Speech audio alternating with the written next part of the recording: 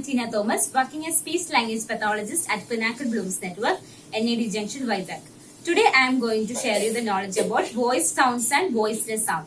The voice sounds are vocal folds vibrates while producing these sounds. All vowels are voice sound only.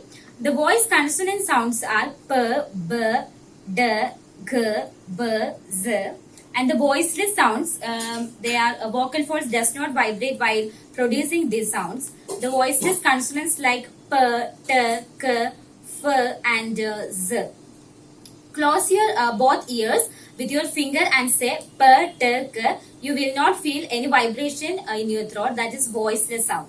But while saying p, d, g, by closing ears in the same way, you will feel a vibration in the throat. That is voice sound. Thank you and all the very best from Pinnacle Blooms Network.